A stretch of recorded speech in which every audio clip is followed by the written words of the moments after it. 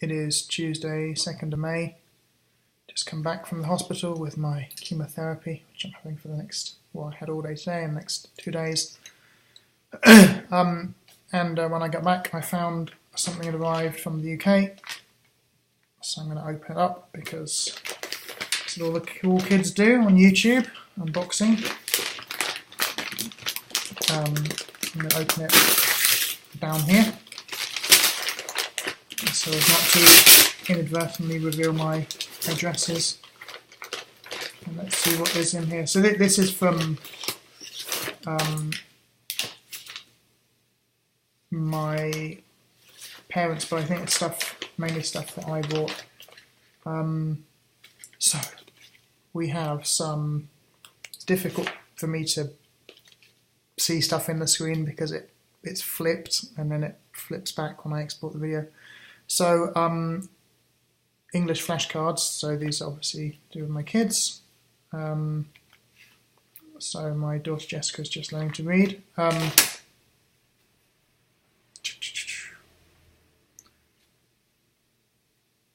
Cow. So with my daughter, I'm trying to teach her to read using a system called synthetic phonics, although I won't do pure synthetic phonics. I'll explain why in a second. But with synthetic phonics, you try to prevent the child from kind of reading the whole word at once. So when we read the whole word at once, and we read mainly based on a shape. And you know that because on the web there are all those silly pages where like all the half the letters are changed or whatever, and it says, "Look, you can still read it." And that's good for people who can read already, obviously. But it's not good for people learning to read, particularly children learning to read, because it means it's very difficult for them to read new words. So with synthetic phonics, they concentrate on learning the phonemes that make up the words. So like cl, CL here is cl, and then there's an O, we read op, and then a hard k sound in the C and the K. And then the child can read words they haven't seen before. And that's very important because a child's comprehension vocabulary when they're learning to read is already massive, or should be, if you've been talking to them enough, because of all the words they've learnt through talking and listening. I won't do pure synthetic phonics. I'll do it for a bit until I'm convinced that my daughter Jessica is attempting to read words she hasn't seen before using synthetic phonics, and then I'll do kind of general reading strategies. So how to guess the meaning and the reading of reading as in the enunciation of words she hasn't seen before. There's a DVD in here. I guess this is for the kids as well. It's probably something my parents picked up. Mr. Megorium's Wonder Emporium. No idea what that will be like. Probably, well, might be okay. Got Dustin Hoffman in. Seen Straw Dogs, which is a very, very, very, very good film.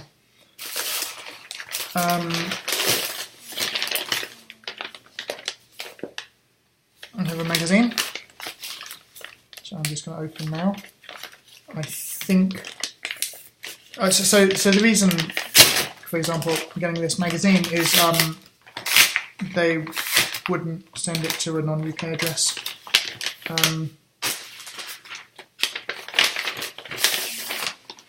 So this magazine is called Hello World, and it is from the I think it's like set up as a project by the Raspberry Pi Foundation, which is a foundation that's very, very, very dear to my heart.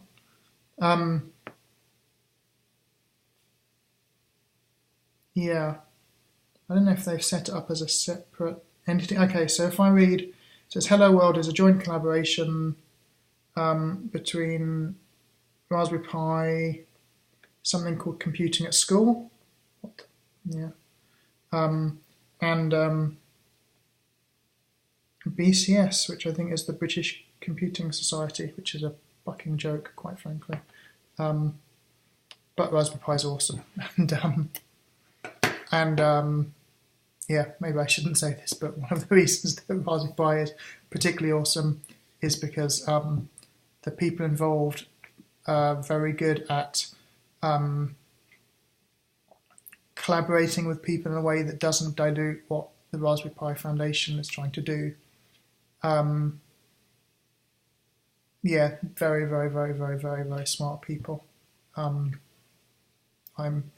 lucky enough to have met Liz Upton quite a few times, and super clever, incredible person. I'm always very surprised by just by her insight into how you get things done, and particularly what's important and what's not important. She's very, very smart in that respect. And also Eben Upton, who is one of the inventors of Raspberry Pi. Met him quite a few times as well, talked to him a lot. He's, again, really amazing guy. So really looking forward to reading this. This is for teachers, and it's if you're teaching in the UK, they send it to you for free, which is amazing. I think it comes out a couple of times a year, possibly even 4. It says it's issue 1, spring term 2017, and I was very, very impressed that when I went to their subscription page and it asked you about your teaching, one of the options was homeschooling, which it's really, really good that they recognise that. Yeah, this is gonna be good. Looking forward to that. I think that is almost it. Except, wow. This book. I know nothing about this book at all. It is very, very rare and very expensive, or can be very expensive. I know nothing about it at all. Haven't seen anything online about it. It is called The Home Computer Revolution. It is by Ted Nelson, who is a big part of my life, I guess. Yeah, no idea what this is going to be like, but it's going to be incredible. Because much as I hate Ted Nelson, everything he does is incredible. So Ted Nelson is one of the forefathers of hypertext, which in a very, very watered down form we see on the web. He coined the term hypertext and hypermedia. I think he coined the term transclusion, intertwingularity.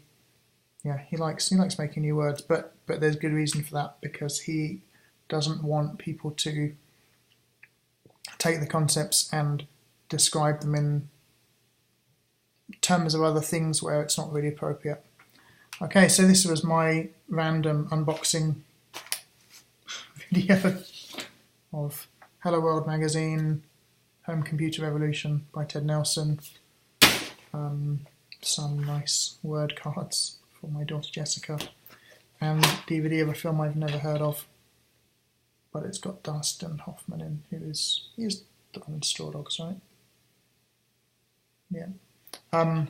Okay, thanks for watching. I have a few minutes left. So These videos have to be within 15 minutes because it's YouTube.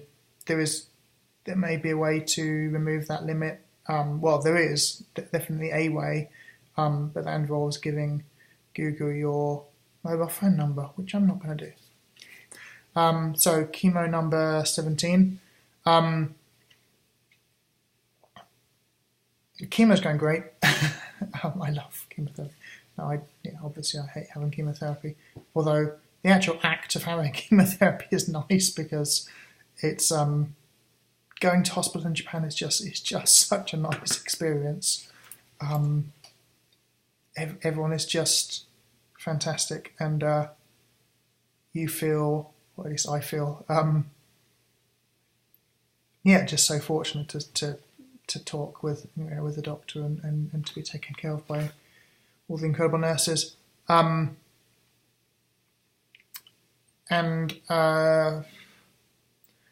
Unfortunately, part of my foot has died. I went to the dermatologist yesterday. So in Japan, there's no branch of medicine for dealing with feet. There's no, in British English, I think we call it chiropody. In American English, podiatry. Sounds a lot better. And it's like a recognised branch of medicine. It's something you have to study. In Japan, that doesn't really exist. So if it's a sort of issue with the skin on the foot, you'd go to a skin doctor, dermatologist. If it's you think it's kind of bones or joints, you go to an orthopaedic surgeon. Now there are some orthopaedic surgeons who specialise in feet. If you think it's a nerve problem, you go and see a neurologist. So anyway, I'm seeing a dermatologist. But yeah, big chunk of the foot has died, which is horrible. It looks pretty nasty as well. So there's a large area of necrosis, and it can't heal because of this molecular targeted therapy I have with my chemotherapy called Avastin, and I have a very I have a soft spot for Avastin because the previous molecular targeting agent I had was called panitumumab, and in my case had horrific side effects. Avastin for me doesn't have much side effects at all. So I've had to skip Avastin today, which is very disappointing. But anyway, thank you for watching. My donations page for my cancer treatment is matthewdons.org, matthewdons.org. Thanks a lot.